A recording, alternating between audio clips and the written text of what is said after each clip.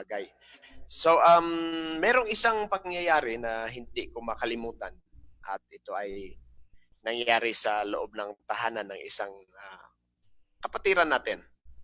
And in fact, yung mga na-involved dito ay mga graduate pa ng ating Bible school. No? Gusto ko lang, I will make this as my opening statement when it comes to astrology. I was invited, no? Hindi naman na plano, na-invite na ako. Meron kasing namanhikan. Ano? Namanhikan yung lalaki na siyempre girlfriend niya, yung babae, magkaklase sila sa Bible school. Ano? Namanhikan. So dinala yung magulang at dinala doon sa bahay ng magulang ng babae na kanyang pakakasalan. At dumating doon sa point na nag-uusap, no, yung magulang ng lalaki na estudyante sa Bible School, graduate na, at babae na classmate niya rin sa Bible School at magkasintahan nga sila, dumating doon sa date, kung ano yung date ng kanilang magiging kasal. At nagsalita yung tatay ng babae o ng lalaki na sabi niya, walang problema sa atin. Kahit anong date, sabi niya gano'n. Kahit ano, basta wag lang yung pizza na pag-isulat mo, pababa. So, it turns out, ako hindi ko rin gaano alam yun nung hindi ko napag-isipan, pero it turns out pala na isa lang naman pala talagang gusto niya kasi number 8 lang naman talaga ang pataas pag isulat, lahat naman pala ng ibang numero ay pababa. So, at medyo sa isip ko lang, sa loob-loob ko na medyo na ano ako mga kapatid, medyo hindi naman shock pero parang natatawa na parang na-shock, no? Dahil yung mga anak ay parehas graduate ng Bible School, ano? At ang magulang, by choosing the day of their wedding, naniwala pa pala sa numerology. So anyway, that's a sad thing, no? Parehas UPC. Andun kami, mga pastor, pero nakakapasok mga batid yung astrology, no? Maybe hindi na-realize, but it is not an excuse, ano? Whether naturuan tayo hindi, hindi yun magiging tama pa rin sa harapan ng Diyos dahil mismo ang salita ng Diyos ay nagsasabing ayaw ng Panginoon sa kanyang mga practices at kabilin-bilinan niya sa kanyang mga tao yan sa Israel. Learn not the way of the heathen. Kung ano man yung mga practices na madatnan nyo sa mga taong hindi naniniwala sa akin, ang sabi ng Panginoon, huwag ninyong sundin at gayahin yung mga practices ng mga taong nadatnan ninyo. Ang sundin ninyo yung mga inuutos ko. Yan ang expectation ng Panginoon sa kanyang mga tao. So that's just one form of astrology, ano? Sadly, nakakapasok, no? Kahit paano nakakapasok sa churches. At again, no, yung medyo mas modern at mas common ngayon, sabi ko kanina, pati mga young people natin dito medyo natatamaan, no? Itong paniniwala sa horoscope, mga kapatid. So ano ba itong astrology? I'll just give the quick definition and pasok na siguro tayo sa balik ko kay Sir Efren mamaya. Astrology is divination that treats of the supposed influences of the stars upon human affairs and of foretelling terrestrial events by their positions and aspects. So ito yung paniniwala na yung posisyon ng mga bituin sa langit may kinalaman sa buhay mo, sa love life mo, sa trabaho mo, at sa kung ano-anong parte ng buhay mo. Divination is the art or practice that seeks to foretell or foresee future events or discover hidden knowledge, usually by means of augury or by supernatural powers. Sorcery, on the other hand, is the use of power gained from the assistance or control of evil spirits, especially for divining. While witchcraft is an act or instance of employing sorcery. So yan po yung mga ilang mga bagay na connected dyan sa astrology, no? Binanggit ko. Nandyan yung sorcery, nandyan yung divination, na hanggang ngayon po makikita natin sa bansang Pilipinas, sa ibang mga bansa, even sa advanced nations, no? Even Europe, US, may mga iba-ibang uri po ng ganitong practices na kailangan nating mapagtuunan ng pansin para hindi po makapasok sa atin, because this has something to do with our holiness and holy life, living a holy life, mga kapatid. So yun lang po muna, at ibalik ko muna kay Pastor Efren. Praise God, at maraming salamat sa introduction, Pastor Ayan, sa astrology. Siguro naniniwala din yung parents na may paniniwala din na habang hindi pa kasal, bawal po suotin yung trahe di Buddha. Pag sinuot, baka hindi matuloy ang kasal. May mga ganun eh. No? Na bawal. So, mga kapatid, siguro italakay niyan mamaya ni Pastor Ayan, okay? Ipagpatuloy ko po yung aking nasimulan about worldly appearance. Now, we will discuss worldliness in 3 categories. Tatlo po, mga kapatid, about worldliness. First, something should be avoided because of their worldly appearance or association. Na kailangan po natin itong i-avoid, itong worldly appearance. Kaya nga sabi ng 1 Thessalonians 5:22, abstain from all appearance of evil. Lumayo kayo sa lahat ng uri ng kasamaan. There may be nothing inherently wrong with a certain activity. Wala naman talaga masama kung ito ay talagang para sa kalwalhatian ng Panginoon. But because there are activities na mayroong tinatawag na worldly appearance, connotation or impression, yan po ang dapat na i-avoid. Lumayo po tayo dyan. The world says, I will do what I want regardless of what anyone else thinks. Yun ang pag-iisip ng mga carnal, ng mga worldly. Even Christians are prone to think, as long as I know I am not sinning, I do not care what anyone else thinks. Parang yung mindset niya, buo na nakadesisyon na. Na kahit minsan, bigyan mo pa ng counsel or advice, hindi na talaga tatanggapin dahil buo na yung pag-iisip niya. However, we must not only be right, but also appear right in the sight of everyone. Sabi ng Romans 12:17, be careful to do what is right in the eyes of everybody. Yan po ang mababasa natin sa Romans 12:17. Huwag ninyong gantihan na masama ang masama, sikapin ninyong mamuhay ng marangal sa harap ng lahat ng mga tao. Sikapin ninyong mamuhay ng marangal sa harap ng lahat ng mga tao. So, ibig sabihin itong pagiging Christian po natin ay ang mga tao sa ating paligid ang magsasabi na tayo po ang tunay na Kristiyano. Hindi Amen. po tayo. So, Yes. sila ang witness. Kaya nga sabi ng, di ba, sinabi ng Matthew 5:16, "Let your light so shine before men, that they may see your good works and glorify your Father which is in heaven." So, for we are taking pains to do what is right, not only in the eyes of the Lord, but also in the eyes of men. 2 Corinthians chapter 8, verse 21.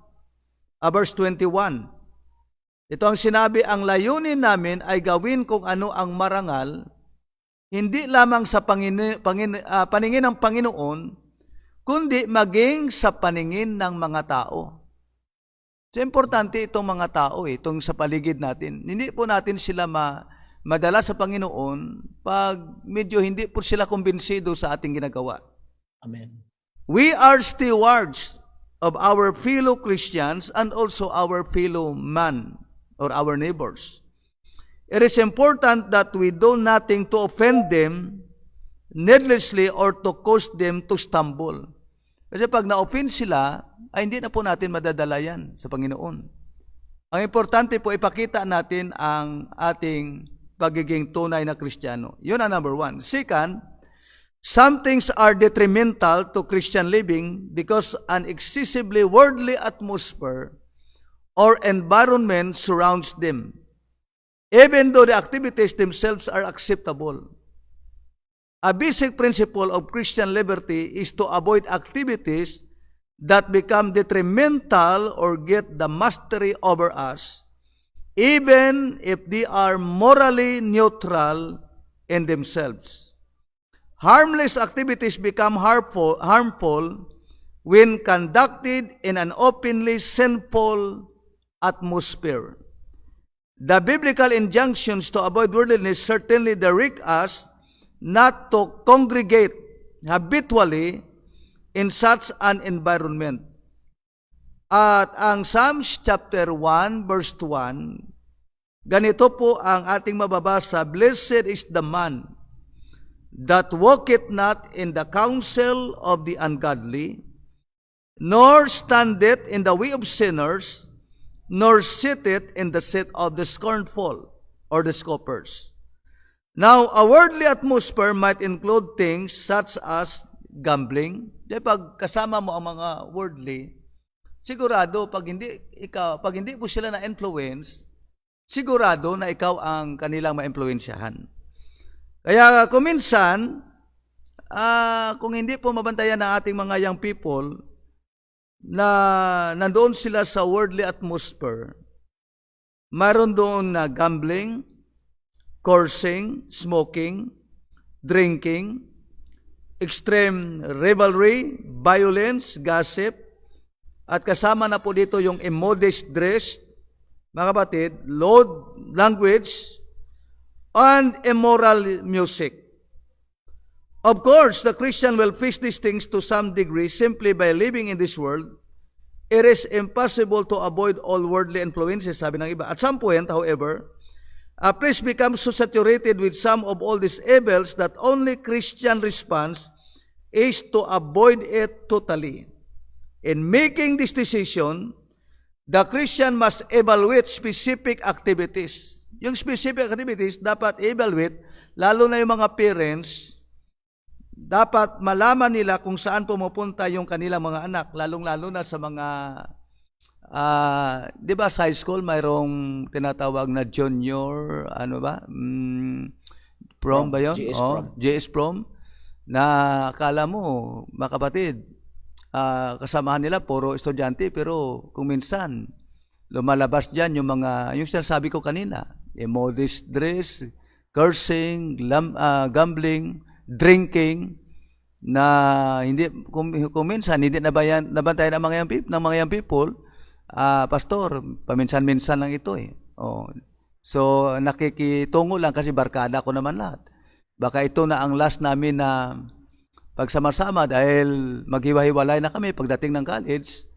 Doon mismo sa parang farewell service ay nagiging sinabi ko na, kung masyadong naging compromise at hindi po nagiging tunay na Kristiyano itong ating mga young people. Kaya, dapat din yung mga parents ay bantayang maigi kung saan pumupunta, kahit school activities yan, dapat pa rin natin i-monitor. Praise the name of the Lord. At dyan lang muna mga kapatid, ibigay ko na ang time sa kay Pastor Plaza. Pastor, sa iyo ng panahon. Praise God. Hallelujah. Salamat Sir Reverend sa pagkakataon muli. Ituloy ko po mga kapatid, praise God, ang aking subject. At sa mga nagdaan po nating mga aralin, nabanggit po ni Pastor Ayan, praise God, ang make-up, pagpipintura sa mukha, mga kapatid. Praise God na ito po ay may connection sa harlotry at hindi po ito mga kapatid kaaya-aya sa harapan ng ating Panginoon. So sa round 2 ko mga kapatid, ating pong pag-aralan ngayon, praise God, at sa lahat ng mga viewers, praise God, at sa makikita niyo sa salita ng Panginoon, kayo po ang maghusga. Praise God. Hallelujah. What about dyeing the hair? Paano po itong subject patungkol po sa pagtitina ng buhok, mga kapatid? So let us explore this subject tonight. Praise God. And ikaw po, mga kapatid, ang magtimbang-timbang. Praise God. Hallelujah. Dahil kung ang pagpipintura, mga kapatid, sa mukha ay hindi kaaya-aya sa Diyos, yung coloring na yan ay nasa lips, nasa skin, paano naman ang coloring na nasa buhok na isang parte din sa katawan? Egyptian women also began the style of coloring their hair with mud packs. Perhaps the desire to cover gray hair comes from the world's belief that to be young is to be beautiful. Praise God. Even hairdressers agree, yung mga hairdressers, yung mga nasa mga parlors, that dye and tints are very hard on the hair. God color coordinated your complexion, your eyes, and your hair. So tampering with his color scheme sometimes produces ghastly results. God's word says this about gray hair. Ano po talaga ang sinabi ng Diyos patungkol po sa puting buhok? Sa Bisaya pa, mga uban. Okay? Praise God. Atin pong basahin mga kapatid ang sinulat ni Solomon sa Proverbs chapter 20 verse 29. Ito po mga kapatid ang sinabi ng Biblia. The glory of young men is their strength. And the beauty of old men is the gray head. Ulitin nyo ha, the beauty of old men, babae o lalaki, is the gray head. Pero bakit ba kapag pumuti na ang buhok, parang namroblema ang lalaki at babae na para sabi nila, parang matanda na daw tingnan, lusyang. Pero ang Biblia, baliktad dahil sinabi ng Biblia, the beauty of old men is the gray head. Praise God. Proverbs chapter 16, verse 31. Sundan niyo ako. The hoary head, yung puti na ang buhok, puti na ang ulo, the hoary head is a crown of glory. Balikan ko po, sa babae kung ang uncut hair, kung ang long hair is a glory for the women, dito naman din sa ulo ng lalaki o babae na matanda na, praise God, when their hair becomes gray, the Bible said the hoary head is a crown of glory. If it be found in the way of righteousness. Paano kung napinturahan? Ayan ang subject natin ngayong gabi mga kapatid. Praise God. Huwag kayong magalit sa akin. Basahin natin ang Bible. Praise God. Matthew chapter 5 verse 36. Ano po sinabi ng Bible? Ito sinabi ni Jesus, neither shalt thou swear by thy head, because thou cannot make one hair white or black. Hindi mo pwedeng ikaw ang gagawa ng buhok, paputiin mo yan o paitimin. Praise God. It is in natural, mga kapatid, nalalabas sa ulo. Praise God. So, we cannot permanently make one hair white. And we cannot permanently make hair black because the outgrowth betrays the attempt. Ulitin ko po. The outgrowth of the natural hair will betray our attempt. If we attempt to color our white hair, mga kapatid, 1 month after, lalabas talaga ang tunay na puti sa ilalim dahil it will grow. Praise God.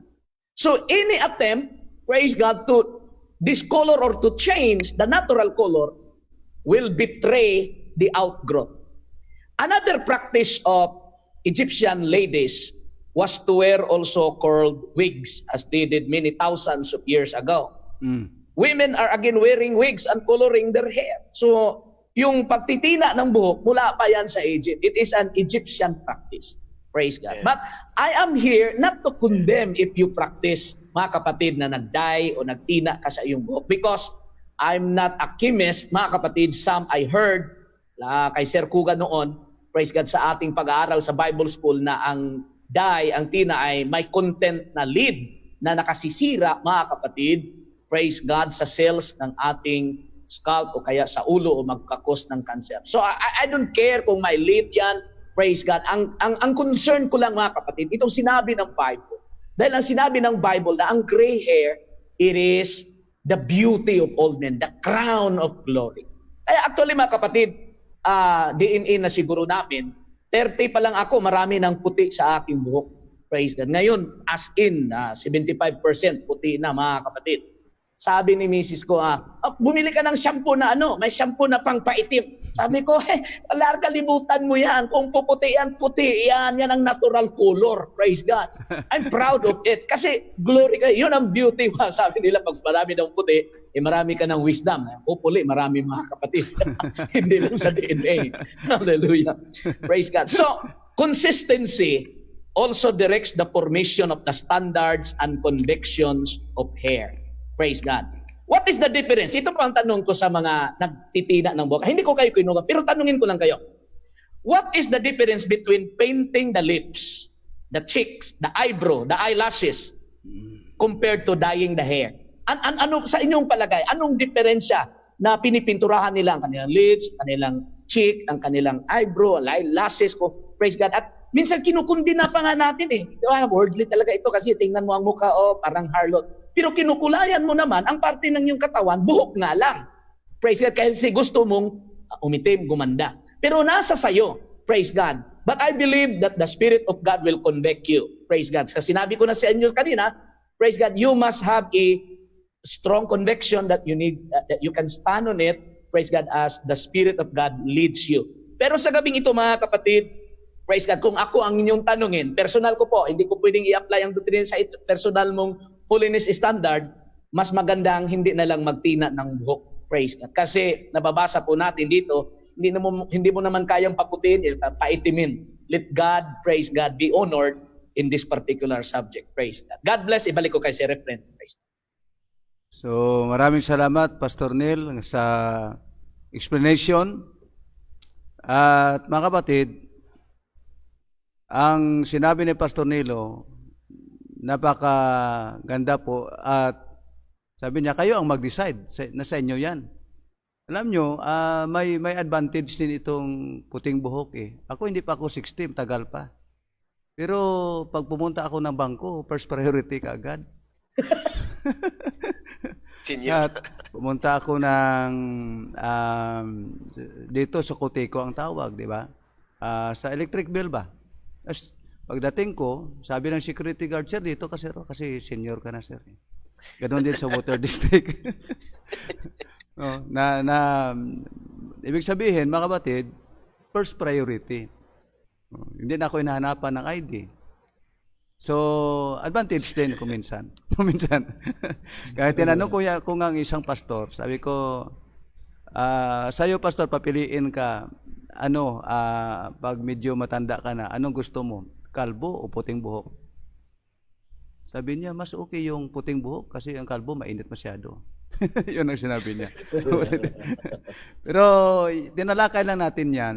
Si Pastor na nagtalakay yan. Pero hindi yan ibig sabihin na sundin natin, sa atin nga ang desisyon. Kaya tayo ang mag-decide, mga kapatid, kung ano ang para sa atin na mga bagay na nakagalulugo din sa harapan ng Panginoon. Pastor Ryan, mayroon kang interaction din pagkatapos sa iyo ang panahon. Amen, no? Sa amin mga kapatid, no, DNA-wise, medyo bihira magputi yung father ko, senior citizen na. Kunti pa yung white hair niya ata. So, hindi namin gaanong problema. But if you come to think of it, yung mga binanggit ni Pastor Nilo, mga kapatid, mabigat para sa akin, mabigat ang dating Yes. Kontrary yung tanong, kung hindi mo nga pininturahan yung kilay mo at pag ang kilay pininturahan, medyo allergic ka na kaagad o kaya kung anumang bahagi ng katawan mo, ano nga ang reason? Bakit pagdating sa buhok, biglang mag-iba yung pananaw mo? So, to me, it's may weight yun, ano? Mabigat yan. So, consider that question, mga kapatid, bagamat na we say this with utmost respect, mga kapatid. No, again, there is no condemnation sa pag-uusap na ito, mga kapatid. No? If you are doing it, ultimately, yun nga sinasabi natin, it is your own action. No? Ikaw ang pahala doon at balang araw, you will face the consequences of your action. No? So kaya, yun nga, ultimately, nasa atin yun as individual Christians. But then again, yun nga, ano, i-consider natin yung bigat nung tinuturo at pinag-uusapan ngayon. Isa pa, yung binanggit ng salita ng Diyos na pinaliwanag ni Pastor Nilo. Tinawag ng salita ng Diyos na kaluwalhatian, glory, no? Yung gray hair ng tao. Kung tinawag yun ng salita ng Diyos na glory, is there any better reason para itago mo yung kaluwalhatian ng Diyos? No? Kung pag-isipan natin, is there something better than that? You know, na bakit kailangan mo siyang itago? So just food for the thoughts, mga kapatid, no? Sinabi ng Panginoon, glory yan yun nga hinahanap natin, yung glory ng Panginoon. Tapos andyan pala yung isang aspect of God's glory, itago naman natin at pilit nating tinatakpan. So, yun, no? Kung ako, dahil kaming gaanong puting buhok, gusto ko nga magpaputi na lang sana kasi mauna ka pala sa pila, sabi ni Sir Efren pagdating sa Sokoteo at kung saan man. But again, ito yung isang tanong siguro na kailangan din nating pagtuunan, Pastor Nilo. Kasi kanina, yung gray hair tinatago, gustong gawing itim. Ito ngayon ang tanong ko, paano yung itim kong buhok? Para lalabas na may glory, pipinturahan ko na para magmukhang gray. Paano naman kaya yon? Yun ang maganda ring pag-isipan natin. But I will just quickly jump back doon sa usapin ng astrology. Scriptural teaching, mga kapatid, it is against astrology talaga. Ang salita ng Diyos is clearly against astrology. Bible opposes all forms. Lahat po yan. All forms of things related to astrology. Ano yun? Witchcraft, sorcery, and magic. And by definition, kasama dito yung fortune telling, paghula-hula. No? Kaya pag nakaupo ka sa church o kaya may gawain dyan, no? Kung saan-saan, district section, biglang may humawak sa kamay mo at binabasa yung palad mo, huwag mo na ibigay. Dahil fortune telling is by definition kasama dyan and also definition. Now tanong, paano yung magic na sinasabi ng karamihan na trick of hands lang, sleight of hand, optical illusion, other tricks presented merely for entertainment? Paano yun? No? Halimbawa, may mga clown dyan. Hindi kasama yun. Hindi po kasama yun. Yun ay pabilisan ng kamay, nadadaya lang yung mata dahil sa bilis or by whatever means, no, na nada. Hindi po 'yon kasama, mga kapatid. This scriptural prohibition also includes astrology, since astrology is type of divination. So, ang tanong ngayon, paano 'yon, Pastor? May clown doon sa birthday party ng anak ko. O kasi bata, naging 6 years old na siya. Para matuwa yung mga bata, okay lang ba na may clown doon? Meron siyang mga magic tricks. So, when it comes, kung astrology ang pag-usapan, mga kapatid, sabi dito, hindi naman kasama yon dahil yun nga, ang pabilisan ng may ginagawa. Kaya lang, balikan natin yung lesson ni Sir Efren ngayon. Dahil, sabi niya doon, yung appearance of evil, and I think that's something also na mabigat pagdating doon sa mga gray areas. Minsan kasi may mga pinag-usapan tayo, pinapasok natin, gray area yan. Pero pag pinasok po yung appearance of evil, I think many of the gray areas is not actually gray, no?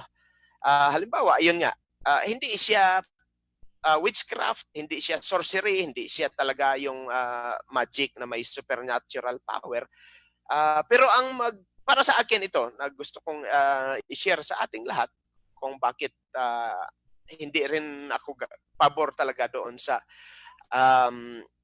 yung nagma-magic trick na sa birthday or anumang party dyan na meron kang i-hire na ano yan, mascot or anong tawag dyan, yung binanggit ko kanina, nawala sa isip ko. Ano yan? Anyway, yung hinahire natin para mag-perform na, makikita mo kasi, Mga yung clowns. mismong, ano yun, Pastor? Mga clowns. Clowns. Sorry. Nawala sa isip ko. Yung clowns, titingnan mo, ano yan eh, ang buong mukha niyan, punong-puno ng pintura. Pinag-usapan din, binanggit din ni Pastor Nilo. Punong-puno, may lipstick din yan, may makeup, punong-puno ng kolorete yung pati, ano niya, pati buhok niya, yung damit niya, napaka-elaborate, yun nga, no? Apparel na sinasabi natin. So, while hindi siya in violation doon sa scriptural teaching against astrology, doon naman siya nadali sa appearance of evil, no? Sa mga makeup. Siyempre, alam nga naman sabihin mo na, ay, Pastor, hindi naman tayo eh. Siya lang naman. Oo nga, pero doon sa special event mo, pinasok mo sa bahay mo or sa kung saan man yan, pasok mo yung may appearance of evil. Yun yung application doon sa pinag-uusapan at in-explain sa atin ni Pastor Efren, mga kapatid. So, kailangan pa rin mag-ingat. No? So, hindi nga siya in violation sa astrology or sorcery or ano mang pinag-usapan natin yan. Doon naman siya nag-violate sa appearance of evil na pinag-uusapan natin. Okay, so yun ang magiging sagot ko doon sa ganong mga katanungan, mga kapatid. Alright, tuloy ko lang ang patungkol sa witchcraft. Witchcraft is a work of the flesh that leads to damnation. No? Nandiyan yan sa Galatians, nabasa na yan. So hindi ko na basahin in our 21, yung mga works of the flesh, binasa yan ni Sir Efren, I think. So kasama yung witchcraft dyan. So all sorcerers shall have their part in the lake of fire. Talagang very strong ang salita ng Diyos pagdating dito. No? Talagang ibubulit sa lawang apoy, mga kapatid, Revelations 21:8. Paul cast out, may record din sa New Testament, na pinalayas ni Pablo, an evil spirit of divination that possessed a woman in Philippi. And the preaching of the gospel inspired the burning of many occult books in Ephesus. Recorded yan sa Acts chapter 16 at saka Acts chapter 19. No?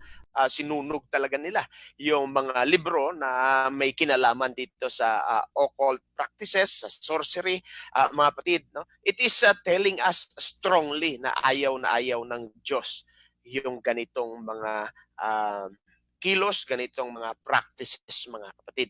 Now, sa inyong mga screen, Deuteronomy chapter 18 verses 9 to 12, babasahin ko. Probably King James yung sa inyo, but I will read in NIV. Ganito po yun. When you enter the giving you, do not learn to imitate the detestable ways of the nations there. Let no one be found among you who sacrifices his son or daughter in the fire, who practices divination or sorcery, interprets omens, engages in witchcraft, or cast spells, or who is a medium or spiritist, or who consults the dead. Anyone who does these things is detestable to the Lord, and because of these detestable practices, the Lord your God will drive out those nations before you. Kaya makita natin, no, sa Old Testament, isa sa mga mabigat na dahilan bakit pinayagan ng Diyos na mamamatay talaga yung mga nandoon sa promised land na papasok ang Israel. Dahil dito sa mga practices nila. Alam ng Diyos na pag hindi sila lipulin lahat, itong mga practices na ito, mahawa yung mga anak ng Diyos. No?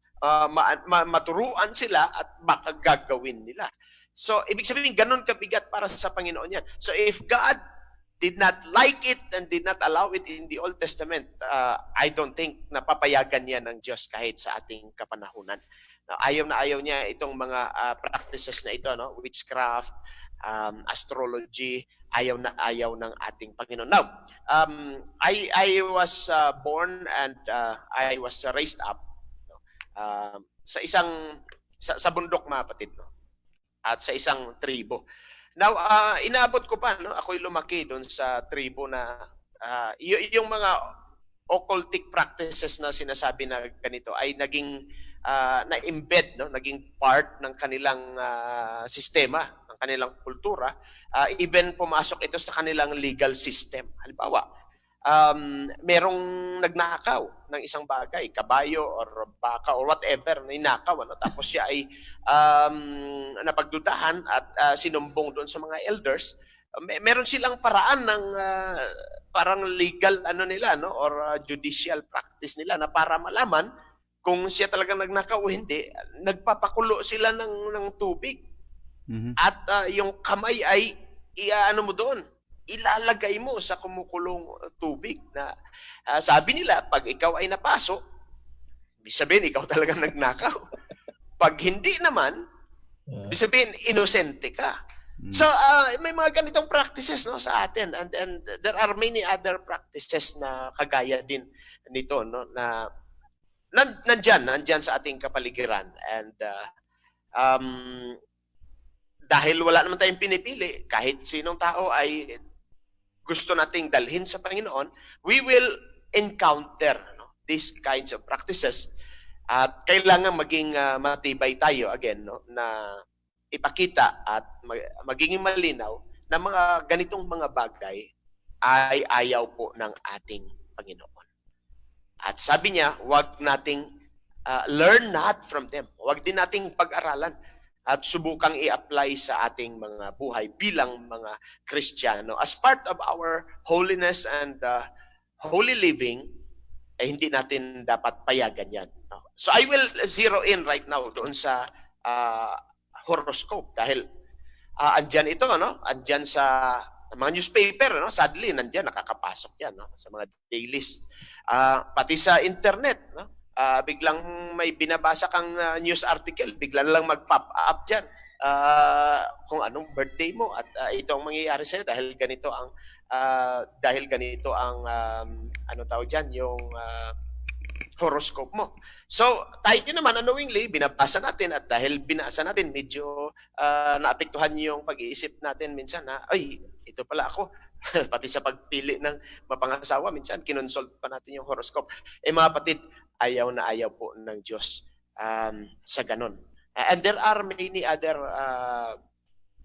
subtle, minsan nagiging subtle, no? Hindi natin alam, kasama pala sa astrology yon, no? Mga bata minsan pa-flames pa, no? Yung letra ng mga letra ng pangalan, yung numero ng pangalan, lahat andun lahat, mga kapatid, no? Binigyan ng mga kahulugan lahat yon. Numerology, no? pinasok natin at hinayaan natin minsan makapasok sa atin. Ayaw na ayaw ng Diyos. Ang gusto kasi ng Diyos, mga kapatid, yung future natin, yung mga detalye ng buhay natin, hindi natin inaasa dyan sa, kung sa star, hindi natin inaasa sa buwan, hindi natin inaasa sa numero, sa kulay. Mga kapatid, ang gusto niya, iasa natin ito sa Kanya. We will be fully dependent on God, mga kapatid. So, ganun, mga kapatid. Minsan, hindi natin nare-realize. Sabi natin, ay, ganitong kulay ang isusuot ko kasi yung kulay na ganito, malas ito. Nako, without us knowing, ayaw ng Panginoon sa ganyang practices. Kalain mo yung kulay, sabihin mo malas. Pag ikaw ay Holy Ghost filled at ikaw ay nananampalataya sa Diyos, walang kulay na malas para sa iyo. So, kailangan nating pag-ingatan, mga kapatid. There are subtle ways na yung mundo at itong mga practices na ito ng sanlibutan ay naipapasok sa ating buhay Kristiyano. Kaya kailangan nating pag-ingatan, mga kapatid. Sir Efren?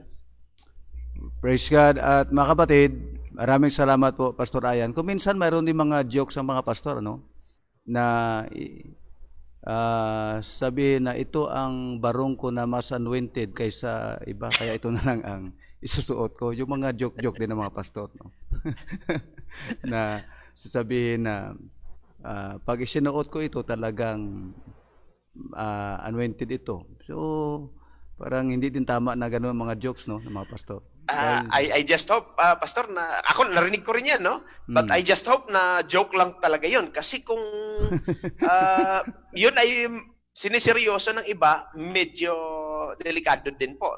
Dahil ang anointing kasi, napakahalagang bagay. Tapos ito ay iaasa mo sa damit. Medyo mahirap yun. Baka mamaya dahil sabi mo, ito yung damit kong anointed, hindi na ako mag-pray. Unsaon naman kung magisi. Ayun pa. So, tama yun. Narinig ko rin yan, mga kapatid. So, kailangan talaga nating mag-ingat. So, mga kapatid, maraming salamat. At sa gabing tapusin ko lang itong, mga kapatid, yung 3 categories of worldliness. Tapos yung 2. Yung pangatlo na mga kapatid. Finally, the third, mga kapatid, there are certain activities that are excessively worldly in themselves. And it must always be shunned. Ephesians 5:11 says, and have no fellowship. Ephesians 5:11, and have no fellowship with the unfruitful works of darkness, but rather reprove them.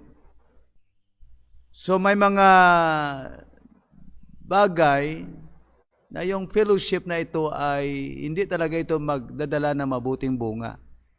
At hindi po tayo dapat makipag-fellowship sa sinasabi natin na mga gawain ng kadiliman. Itong sinasabi dito sa Ephesians 5:11. For example, among other things, we must shun revelings or rioting and banquetings. In Romans 13, verse 13, Romans chapter 13, verse 13, itong sinabi, let us walk honestly as in the day, not in rioting, on drunkenness, not in chambering and wantonness, not in strife and envying. So the New King James Version calls them revelries and drinking parties, while the NIV calls them, itong Romans 13:13, Galatians 5:21, 1 Peter 4:3, the NIV calls them orgies and carousing. So in many cases, even though there may be no explicit scriptural prohibition against an activity as we know it, an application of scriptural principles shows it to be inimical or Christian values. Yung talagang pagtuunan po natin ang pansin, kahit anong activities, dapat nandoon yung Christian values. Yun ang pinakamahalaga po sa lahat. Now, the proper role of the church is not merely to forbid leisure activities indiscriminately, but to establish wholesome alternatives compatible with Christianity. Iba ka sabihin nila, Pastor, wala naman tayong ibang, hindi naman nagkaroon ang church ng mga activities. So, nandun na lang kami para mayroon din kaming enjoyment, kasiyahan. So, ang sinabi po ng ating writer, Reverend David Bernard, mga kapatid, na dapat di ang church mag-establish ng wholesome alternatives compatible with Christianity. We are not bound by externally imposed regulations, but we chose to exercise our Christian liberty to enjoy activities edifying the whole man rather than those detrimental to our spiritual life. So, dito, papasok na dito ang leadership ng church na para mapigilan natin yung mga young people sa worldly activities, ang church ay dapat magkaroon ng spiritual, wholesome activities na hindi po detrimental sa ating spiritual life. Yan po ang dapat mangyayari para maagapan po natin ang pagiging worldly ng ating mga kapatiran. At maraming salamat po mga kapatid. Marami namang mga bagay, na halimbawa sa church, magkaroon ka ng concert, di ba? Or mga concert, or kahit anong mga bagay na ito ay makapagbigay kaluwalhatian sa ating Panginoon. At siguro last round na po, ibigay ko ang panahon sa ating kasamaan, Pastor Plaza. Praise God. Maraming salamat, Sir Refren. Praise God. Bilisan ko lang ito dahil mga 10 minutes ay mag-live din ako mga kapatid dito sa Hong Kong. At kasama natin ngayong gabi si Pastor O'Donnell. Praise God. So yung mga viewers ngayon, mag-switch na lang kayo mamaya. Praise God. Hallelujah. Okay. The real power of holiness is best demonstrated in a believer's personal life. Yan ang totoong kapangyarihan talaga sa holiness. It is best demonstrated in a believer's personal life. Praise God. Kaya sa gabing ito mga kapatid, isi-share ko po sa inyo that itong title na ito, hindi na po ito mga kapatid sa mga bagay-bagay na mabili natin, but it matters what we say. Galing na po ito sa loob. Praise God. It matters what we say. Actually, sa subject po kanina, patungkol po sa pagtina ng book, marami na pong nag-feed sa akin ng mga questions. Pastor, ano talaga ang stand mo? Praise God. Kaya ibinato ko na sa inyo, mga viewers, at kayo po ang magtimbang-timbang. Pero kung tanungin nyo ako personal, praise God, sa personal po mga kapatid na pagkaintindi sa salita ng Diyos, ay hindi talaga pwede. At tinuturo din yan namin dito sa church. But ang aming standard dito, hindi namin pwedeng i-impose sa standard ng local church din po ninyo, mga. Praise God. At may nag-message pa po dito, Sir Refren, natawa ako sa joke mo Praise God, patungkol po sa buhok, yung upaw, pwede ba daw mag-wig ang upaw? Praise God. So, praise God. Yung nabanggit ko na kanina na ang dyeing of hair and wearing wigs ay practice po ng Egypt. At alam po natin, lahat ng mga subject na nasa Egypt ay parang worldly na po siya, mga kapatid. Praise God. But this last round, mga kapatid, na i-share ko po sa inyo, it matters what we say. Because there are so many scriptures inform us that our words are really important to God. One reason is that they reveal what is in our heart. Praise God. Hallelujah. Sa Matthew chapter 12 verse 34, ito sinabi ng Bible, O generation of vipers, how can ye, being evil, speak good things? For out of the abundance of the heart, the mouth speaketh. Matthew 12:35. A good man out of a good treasure of the heart bringeth forth good things. And an evil man out of the evil treasure bringeth forth evil things.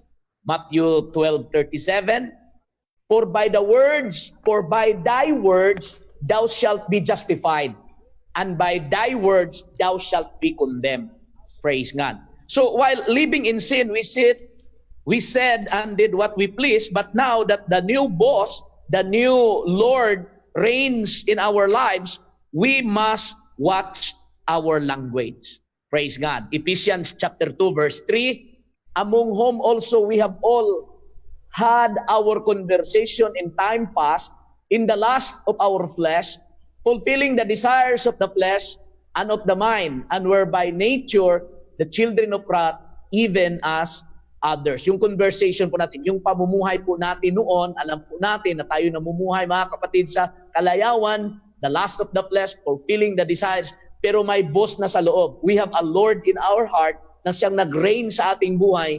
Kaya ang sabihin ko, it matters what we say because the words that will come out from our mouth, it really comes from the abundance of the heart. So if the Lord reigns in our heart, praise God, gracious words, words of psalms, words of songs, words of encouragement, praise God, that will come out in our mouth. 1 Timothy chapter 4 verse 12, let no man despise thy youth, but be thou in example of the believers in word. Tingnan nyo ha, in word. So hindi lang po sa damit, hindi lang po sa outward appearance na magiging example po tayo. Sinabi ni Sir Efren kanila, let your neighbor will say who you are. Hindi po tayo pwede mga kapatid na, oh ako Kristiyano, ako totoong Kristiyano. Pero hayaan natin ang ating kapitbahay ang magsasabi kung sino tayo base sa kanilang nakikita, narinig.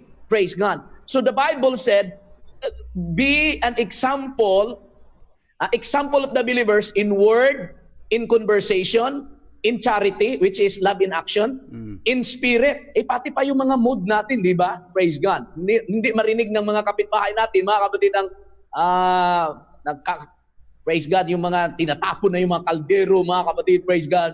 In spirit, in faith, in purity, praise God. Ano pa ang sinabi ng 2 Peter chapter 3 verse 11? Hallelujah. Seeing then that all these things shall be dissolved, that because this world will be dissolved by the fervent heat, what manner of persons ought ye to be in all holy conversation and godliness? So as I said, it matters what we say. Colossians chapter 3 verse 8, the Bible said, but now ye also put all this, anger, mention na ito ni Pastor Efren, kailangan tanggalin na natin, chapuera na natin ang anger, wrath, malice, blasphemy, filthy communication out of your mouth. So maaring ang damit mo ay nasa standard, pero ang bibig mo ay wala sa standard naman. Ay delikado yun mga kapatid. Kasi galing na yun sa loob mismo. Hindi na yun galing sa tailoring, sa loob na mismo mga kapatid. Amen. Praise God. Ephesians chapter 4 verse 29. Let no corrupt communication proceed out of your mouth. Praise God. But that which is good to the use of edifying, that it may minister grace unto the hearers. The subject that we are talking in these previous lessons until now is holiness.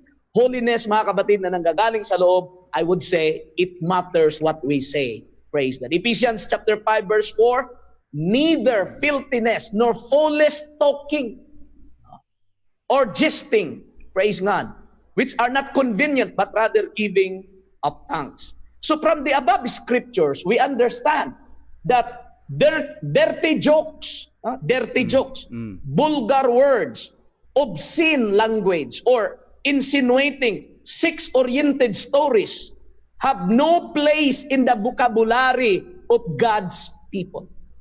Ulitin ko po na maging maliwanag po sa lahat. Dirty joke, green joke, vulgar words, obscene language, insinuating, sex-oriented stories have no place in the vocabulary of God's people. Why? Because after receiving the Holy Ghost, it's quite difficult sometimes for some folks to immediately change their vocabulary, yung mga wordings nila. Praise God. In fact, may isang nagtatanong pa sa akin, Pastor, pwede ba sa atin na mga Holy Ghost filled, praise God, magsasabi ng mga term na, Jesus Maria Jose, sus Ginoo ko, o praise God. Yung mga term na yun, pwede ba daw nadalhin sa pulpit o kahit, praise God. But we will talk that on the other times, mga kapatid. But even those people who receive the gift of the Holy Ghost, sometimes it's hard for them. It's hard for us sometimes to change our vocabulary immediately. There is a time. Huwag mamadaliin mga kapatid. Darating din nga araw, praise God, pag palaging puspos sa Holy Ghost, praise God, makukonvict din ang puso na hindi na ito magandang salita. Long-time habits of vulgarity, cursing, slang words seems to have a break.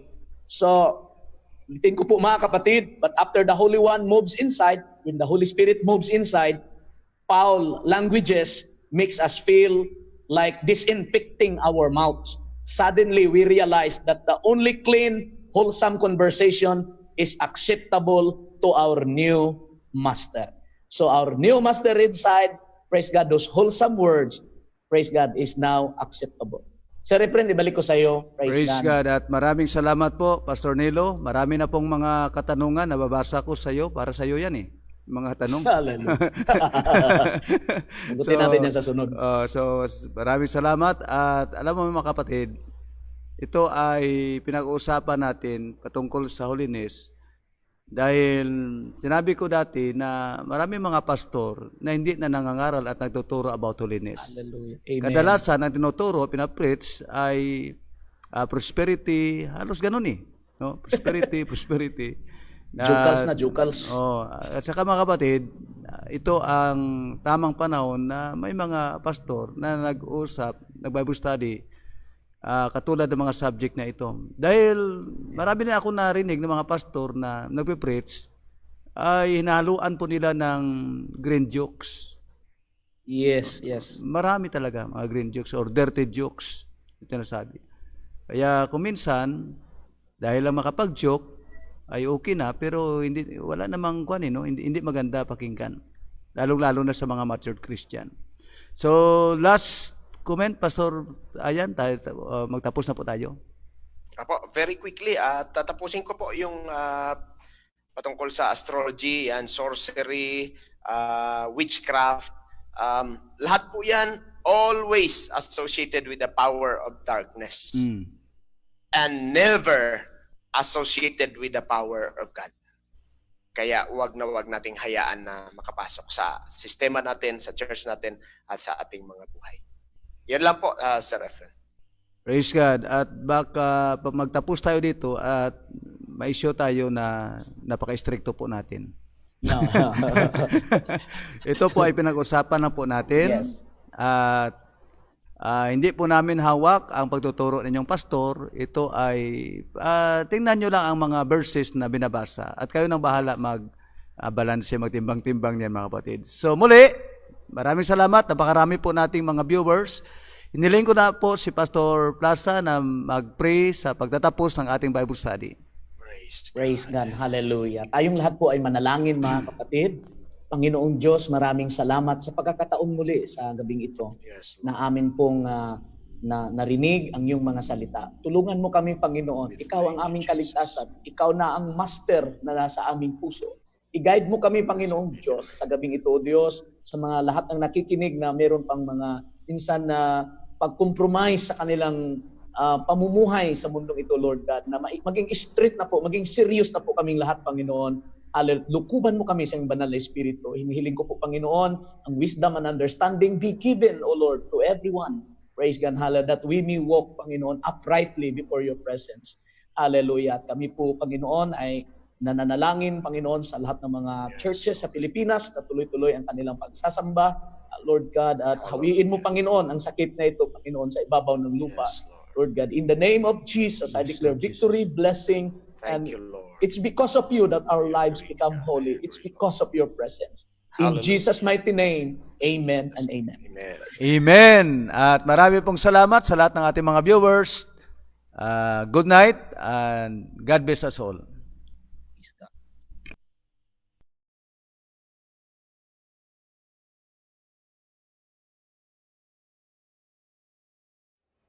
Welcome to the last night of